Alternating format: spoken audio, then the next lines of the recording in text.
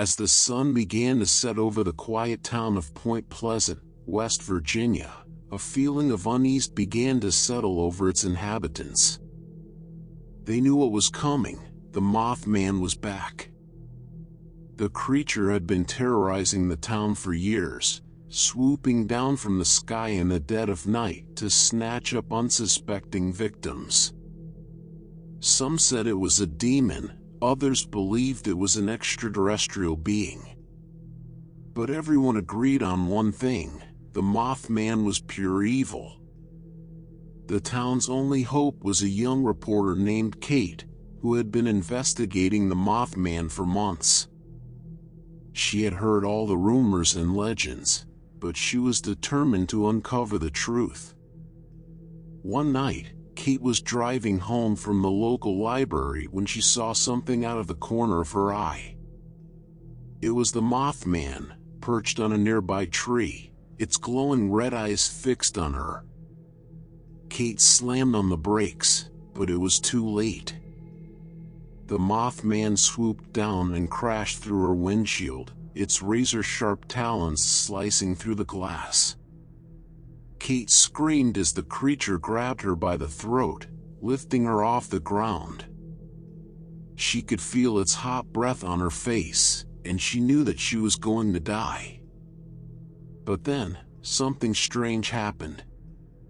The Mothman began to shrink, its wings and talons melting away until all that was left was a human-shaped figure. It was a man, but not like any man Kate had ever seen before. His skin was pale and his eyes were sunken in deep black sockets. He wore a tattered black suit that hung off his emaciated frame. And when he spoke, his voice was like the rustling of moth wings. "You cannot stop me, Kate," he said. "I am the Mothman, and I will always be with you." Kate tried to scream, but her voice was gone.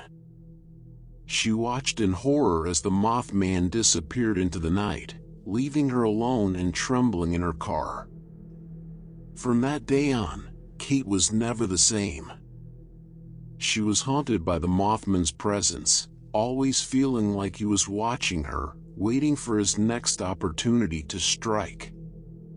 Months had passed since that fateful night with the Mothman, but Kate couldn't shake the feeling that something was still following her.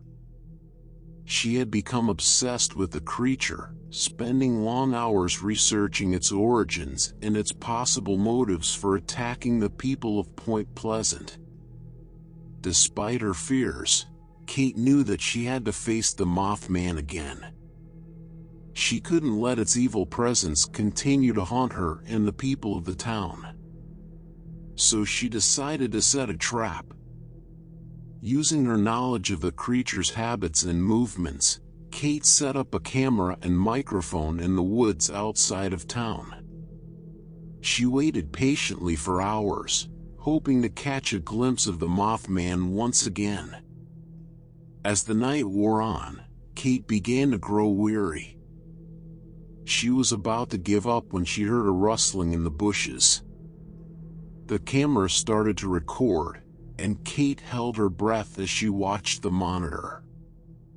Suddenly, the Mothman appeared on the screen, its glowing red eyes fixated on the camera. It screeched, and Kate could feel the hairs on the back of her neck stand up.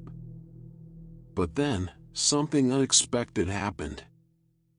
The Mothman started to change, its body contorting and twisting until it was no longer a creature but a human once again. "Kate," the man said, "I need your help." Kate was stunned. She had never seen the Mothman in human form before.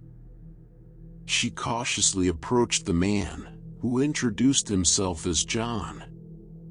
John explained that he was a scientist who had been experimenting with genetic modification, trying to create a being that could survive in any environment.